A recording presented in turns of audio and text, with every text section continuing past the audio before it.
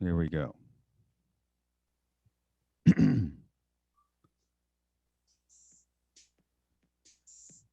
Oh, it's not loud enough. I was going to do a stupid intro, but it doesn't. Wait, no, that's because I had the. Where's the speaker? Is it really not? Oh, because the volume's not up. Okay, that's why.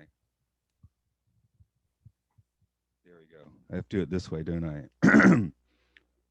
You see me. Oh, it's you. What? Don't record it, you bastard. I guess I'm editing this part of it. No, I'm not editing that. I probably will. Leave all this in. This is great.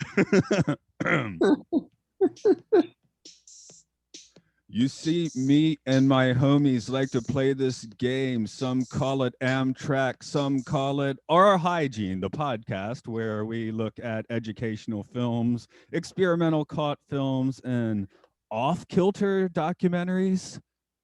I'm not quite sure. Andrew won't talk till I say Andrew's here. This is Matt. Hi, Andrew Shearer. I wouldn't have spoken anyway because I'm laughing at the.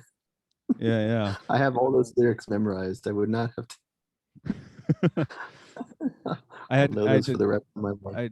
I had to look at the train company a little bit, but yeah, today it's time to get into the two live crew getting a little too live. We're right at the age where I guess they're an important part of our childhood. Uh, I mean, it's I don't know. I think it's history. I think it's music history. No, it's fun. Yeah, and I should put out specifically that today we're looking at the 1990, according to YouTube, out of print video banned in the USA, put out right, kind of encapsulating their most controversial period. Can you flesh that one out in a 4 or 5 sentence rant? Yeah. Well, they're I think it was 1990 album As Nasty as They Want to Be, or was it 91? I I think can't it's remember. 89 for nasty and 90 89, for banned. right? Because I was in seventh grade when I heard it, so that would have been 89. Two Live Crew was a rap group that was known for its sexually explicit lyrics, and as early as like I want to say 87, people were getting in trouble for selling it to kids in record stores, and eventually in Florida it was illegal to sell the album As Nasty as They Want to Be, and it grew into this whole huge thing where they ended up being on obscenity charges, and the result was obviously they were protected both their freedom of speech but not before being arrested at their own concert after singing the songs. And it ended up they made a record called Banned in the USA, which was they were given permission by Bruce Springsteen, right, Yeah, to use after getting sued by Roy Orbison, of course, but yeah. and Van But Halen. yeah, it ended up giving them like a whole lot of like publicity as it turned out.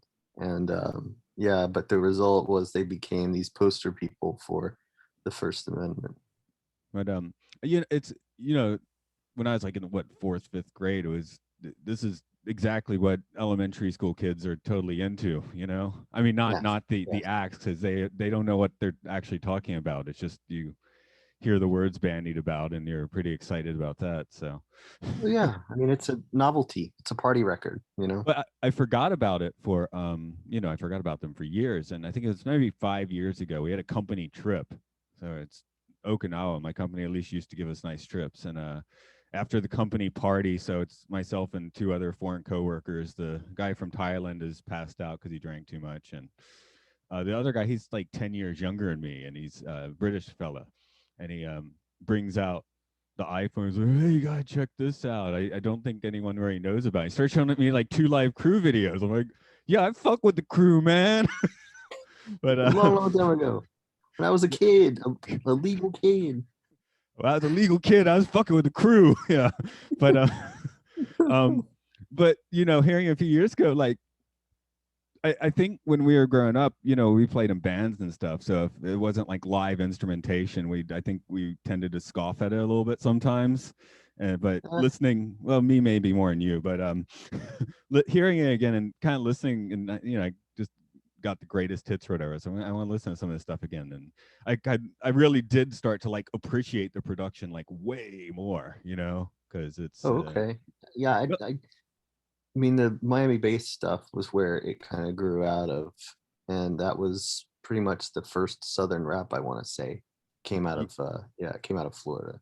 yeah. So I was actually, I mean, the lyrics have always aged exactly like how they're going to age, right? I mean, I mean, you're either going to do it or you're not. But yeah, listening to production on some of these, I was like, hey, this actually like pretty good production and pretty innovative production. I think the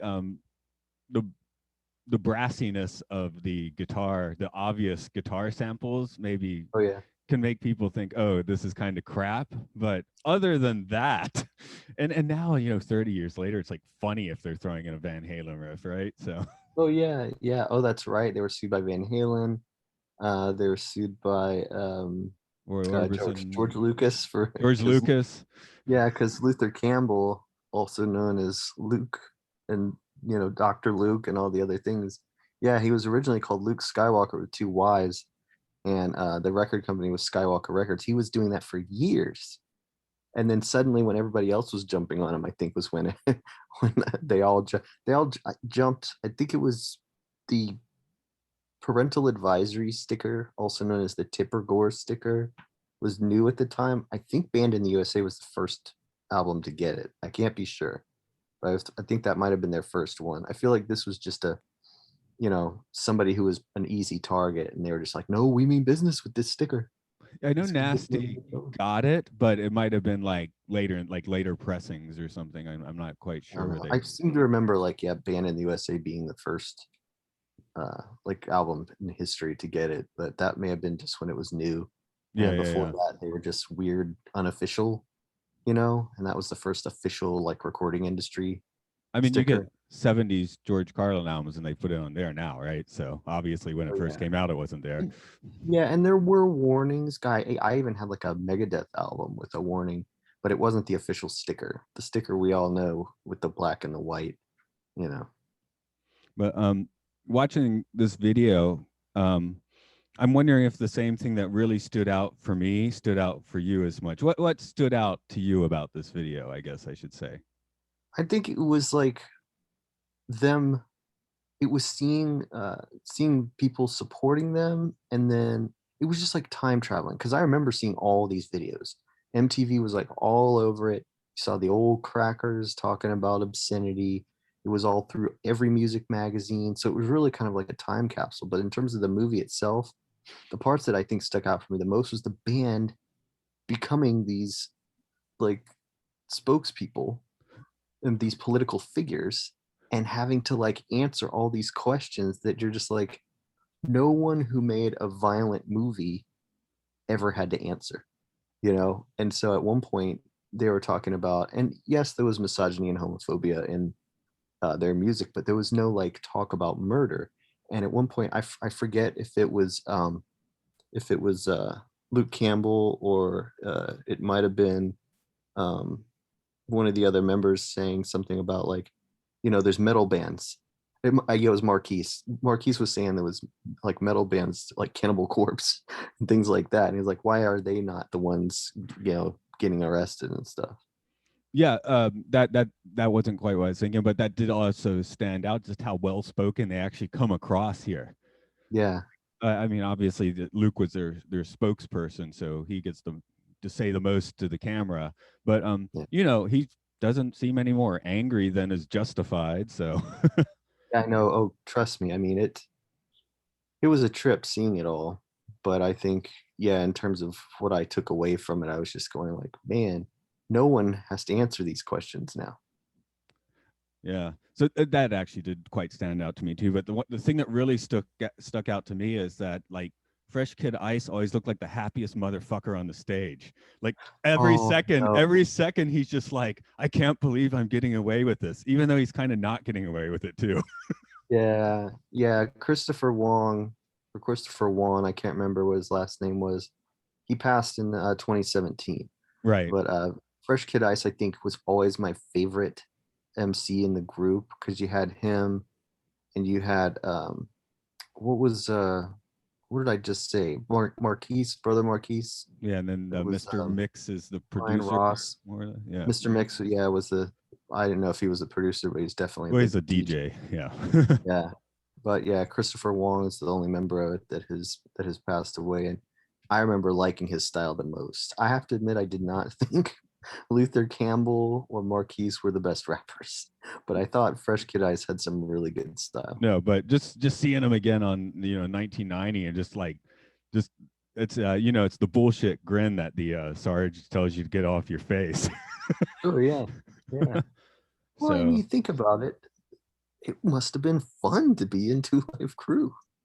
yeah, To just get up there and say this stuff. I mean, as an entertainer, I mean, that's a good job.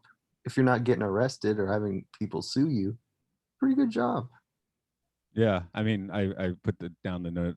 Oh shit! I just said fuck shop on stage. Said his smirk. I mean, you could call any sex store a fuck shop if you want. Probably like a brothel too. See, and if I looked at the track listings for, I mean, even like the Move Something album, which I think came before um, As Nasty as They Want to Be, I loved that one. Two Live Crew is What We Are may have been the first one I heard. I mean, I Yeah, had that's older the first one. cousins. Okay, I had older cousins that liked this stuff, and so when Two Live Crew came out, it was all about them going, listen to this shit. And then I would copy it and I'd play it for my friends. And you and I'm sure, had to have listened to it. Yeah, I'm My pretty brother sure was. I didn't actually have a copy in the house because I didn't want to be caught with it, man. Well, there were kids at school selling bootlegs of it, because the idea of having contraband, you know what I mean, in the form of music, uh, was exciting. I remember because I also had all the Andrew Dice Clay tapes as well, and he was a similarly vilified figure, but never had to answer in court. I don't think, Yeah, for his entertainment. I do remember the first music I actually bought. Well, it was probably a Weird Al Yankovic, but the first one I actually went as a not a dumb kid. Although now you can call me a dumb kid for doing this. Was buying the Use Your Illusions on the day they came out. Oh yeah, that was my first personal purchase. A week after that, I think was Blood Sugar Sex Magic, which that's still a good album, of course. But losing. God, I don't want to go down that rabbit hole, but what a bummer those were. You had to make yourself like it because of the amount of money you spend, but it did not sound like their old music. no. But yeah. And my first CDs I remember were it was Electric Ladyland, whatever the Santana album was at the time. I think Milagro and something else. But anyway, yeah, Two Live Crew. As a elementary school student, I guess it was banned from my house too, or I just didn't have the guts to drag that one in there. So I don't even think I had tape dub of that. I just have to come to your place and hear it. My parents didn't, as long as we weren't bringing cocaine in the house or guns. I think they didn't care what music we were listening to. My dad actually bought me um, uh, some of the albums. He would just go to the counter, buy it, and then hand it to me in front of the clerk to show that he was buying it. You know what I mean? Like it was fun for him to do that. He actually took me to see Andrew Dice Clay at the Fox. Like we went together. Were you the youngest person there? I don't know. It was Maybe probably a someone brought up. baby or two. Yeah, I was about to say there might have been baby. Good way to get your formative, learn some Yeah. language. Yeah, but that was the first stand-up comedy I ever went to see. I thought I was a jam until I went to school and everyone was like, he's not cool. He's disgusting. It is a children's act if you think about it. It's Yeah. not for grown-ups. I mean, this does cover a pretty major First Amendment turmoil. I mean, still, if you were to study First Amendment stuff, this is going to pop up around the year 1990. So there are like probably better made documentaries about the situation by far. We put on the by the movie itself, it's not a great documentary. It really is just clip, clip, clip. Right. It's there for the vintage, And if you do end up, or you as in people listening do end up watching this one, you might even want to go for one of the more recent better made ones, because it's just, yeah, I think I was watching on headphones, and like half the movie's coming through like one headphone, and it's got adjust tracking moments and all of that sort of stuff. So Yeah, it's for this podcast, is the perfect one to look at. But if you really are like sure. interested in this in the tale of the Two Live Crew, there might be better places to go. The videos Yeah, are great though. yeah, it seemed hastily put together, and when it's padded out with so many of their music videos, I mean, it really isn't a documentary. I don't think I would call it, but still, they put the music in context, and I think for that, it's a good watch. And I weirdly enjoyed it, because I just did watch Standing in the Shadows of Motown as well, right? Which those performances are like what 80,000 times Oh, yeah. above this. But at the same time, I was kind of like waiting for that, for where they have the more modern singers, and they're usually pretty good, but I'm waiting for it to end. I want to hear more about the documentary stuff. Where this one, I was just like, oh, I guess we're gonna watch the Two Live Crew have people twerking on them for a few minutes. That's cool. Yeah, at one point, I think in the documentary, you hear, and it's probably Luke again going like, "We're just talking about the kind of sex people have at home, like regular people." And you see this woman on stage, one of their dancers, with this was it was never this rap videos were never the same after Two Live Crew had its. But you see this woman in this amazing outfit and just doing these great acrobatics with her butt on stage, and you're going, man, not in my house. I mean, not that I would mind, but Luke, I think you're speaking from a position of privilege here. I assume you've seen Aphex Twin's window liquor video. Have. Yeah, that's sort of the only possible end goal for these kinds of videos. Yeah, that's a freaky. You watch them enough, Yeah, we're gonna and get to window liquor eventually. yeah, I think it's worth mentioning too. There was no one dirtier, I don't think, than Two Live Crew of its time, but since then, there's been way dirtier. I happen to think that the Kesha's or not Kesha, Kia's "My Neck, My Back" is probably the dirtiest rap song to this day I've ever heard. Um, it's just so upfront with its lyrics, but also Cardi B and Megan Thee Stallion, big huge song, WAP, and it's like Two Live Crew has a clean version that could be played on the radio, but it's just mutilated. I mean, I don't know why. It seemed like they were editing the "me" out of "Me So Horny," which doesn't seem like the word you'd be editing. I don't know, but you were the biggest L if you had um, the clean version of any rap album at that period of time. Of course, now it's quite hysterical, but Yeah, I remember my little brother. I would not let him copy or listen to my copy of Straight Outta Compton, and so, or no, it was the Easy Does It, and so he went into some pharmacy store. We were in New York. We weren't at home, and he bought it, and he came outside, and I'm like, "You did not just buy that in the store." He's like, "Yeah, I did. I just used my money to buy it." Puts it in the I car learned what stereo. money does. Yeah, we were waiting for our family to get done shopping or something, so he puts it in, and it's the edited, and we're all like, "Ah!" Clown him, and he's like, "I'm gonna take it back in the store and get my money back." I'll tell you the reason it took me so long to get into the Dr. Dre's The Chronic, which is, how the album starts, right? It kind of starts, the intro track, it just kind of splurts right in, right? So we had Yes, a yes. class trip to New York City, and I actually bought a bootleg copy off the streets of Harlem, which is like awesome. But I put the cassette in, and it's just, oh, it's all screwed up. Oh, I was like, this bootleg version. So I mean, it was like $2, right? It didn't even matter. right. But yeah, I didn't listen to it for years because I thought I had a bum bootleg You copy. didn't know that was the way it was supposed to sound? Yeah. Huh, Oops. interesting. I didn't never knew that. It's Yeah. a great So, record. well, if I had it on a CD, I would have, figured it out, I guess. Um, there's yeah, they like to, the circa 1990 glitches are such pissers. I don't love the band Dream Theater that hard, but I not too long. I was just curious. I listened to their first album or their first big album or whatever, and the first track goes on for 8 minutes and then just like stops. It sounds like a digital glitch, like your CD just skipped, and then it goes to the next song. So what the hell? But it turns out that's actually what it's supposed to do. Weird. I would have considered that an authoring issue. I mean, the Beatles did that on the end of the first side of Abbey Road, where that song just stops. But I think they actually did run out of tape in that case. They're just like, screw it, that's the end of the song. Yep. I mean, there you are. Yeah. So we also have, of course, have all the old white people in this video. So we should test the strongest. This is a good time to test the strongest sentiment put forth, that if you were to read these lyrics over the phone, then the other person would hang up. Let's do the He would experiment. hang up on me. Here we go. There's only one way to have a good time. Fuck that pussy and make it mine.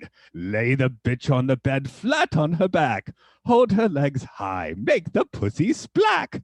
You can put her in the buck by sitting on a sink. Wrap her legs round you. Now take this dick. Now put her in the buck. Are you still there? Kind of. That's a great. And they cut to Marquise in the Me So Horny video with the phone that looks like lips up to, Oh, it's got the button falling off. Yeah. That's my favorite part, though, the button falling off of the phone. It's like, you could shoot it one more time. Well, I don't know. I mean, everybody knows what it is when they're looking at it, and he's, oh, it was so great. That movie, that video rather, it was on a lot. No, I remember it. I think I put in my notes. It's been bugging me for 30 years that button falls off the phone. Oh man. But yeah, no, it was I think Luke's response is still like holds up. Is this really the biggest problem we have in America? With all the other things going on, why am I a concern? He said that then, and I still think it now. When there's so many things people get up in arms about compared to, all the problems that need to be solved. Yeah, something like this is living the American dream, right? Two Live Crew should be role models for those bootstrap Republicans, I guess so, right? No, they kind of pick and choose, don't they? Mitch McConnell talking about the about the inspiring story of the Two Live Crew. That's the world I want to live in. Yeah. And then he somehow manages to, carry his lube in his neck in one of those pouches. I do like that. Was it? We're sexual guys. Sexual guys got to do a sexual version of songs. Sexual chocolate. That's what I thought too. Randy Watts.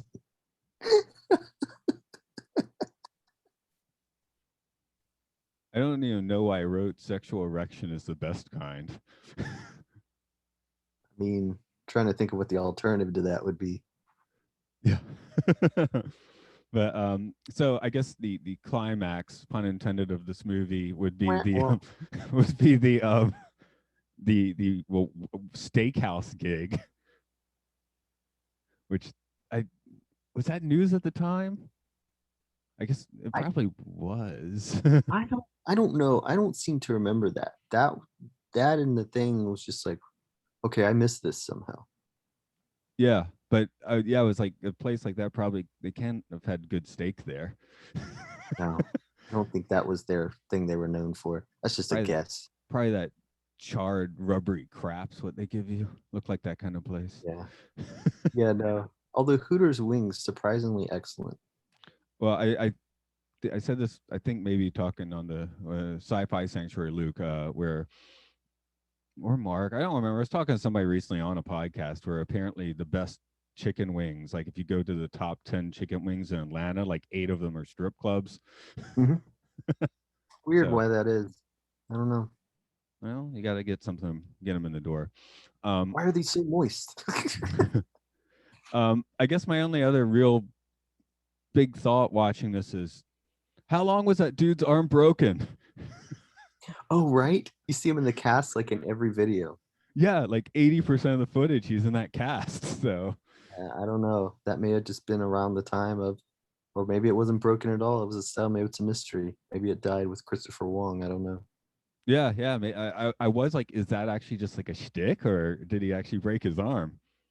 I remember it too. I don't remember him without it. That was really odd. And I I mean, on never questioned it. the album covers, he doesn't have it. So No. maybe just when they were at their height of popularity, he had a broke ass arm. Or maybe he wore it to be like, hey, I broke my arm, man. Don't put the cuffs on me. Oh, that would, yeah, that's an awesome one. So anyway, it's funny talking about all the censorship in Japan where you can buy tentacle porn right out of the magazine rack of the 7-Eleven, though Right. though they'll blur out anything that has hair. So No, yeah, you got to remove blur. hair, then You you've got to no problem. you got to blur all that stuff out. So okay, I guess Japan does have censorship. What do they do with the hairy tentacles? Anybody? Harry, that's beyond Lovecraftian, isn't it? Okay. I don't know. Harry Cluthu. Cluthu. Hair with hair. That's disturbing, isn't it? That's gonna be in your nightmares tonight. Harry Cluthu. Thanks a lot. Gotta quit saying it, first of all. The worst sportscaster in history. It's like, so Harry, what do you think about that play? That's probably how it works. Exactly how it works. I don't know. Tell them where you're at. Okay, well, first of all, thanks for having me on the show. Thanks, listeners. Thanks, supporters. My name is Andrew. You can visit my friends and I on the web at www.gonzorific.com. Buy some of the weird movies that we've made. I have only been ever banned once because of them. The trailer for The Erotic Couch in 2009 got me kicked off of Facebook for about a week. They call that jail. The cool people are like, I'm in jail. Facebook jail. Yeah. Is Facebook prison when you get banned forever? I Doing suppose. hard time. I don't know what it would take, but I don't think it would take much. Doing hard FaceTime. That's probably a different situation, actually. That was one of the bonus tracks on Nasty as They Wanted Me. Yeah. This is Aural Hygiene Pod. It is on Twitter. It's on Facebook and hasn't been banned yet. So maybe this one will do it. I don't know. I make my own music, and I did an album again after that Okinawa trip, and I made some music a little more electronic, and it had been out for a year, and I put it on, and I'm like, I just straight up made a 2 Live Crew beat on this track. The Nixon Body track. Listen to that. Yeah, no, it was perfect. I mean, no wonder we danced to it and made that video. Yeah, and for musicians, apparently the secret to the crew is to run your metronome at 135. It's the fastest that you can still dance to. This is the theory. If you go faster than that, you can't really dance. It's not danceable anymore. I feel like I've learned something. I didn't anticipate that, but there we are. Yeah. Okay. Well, we're gonna make this 2 Live podcast go off the air. We're banning ourselves in the USA and Japan.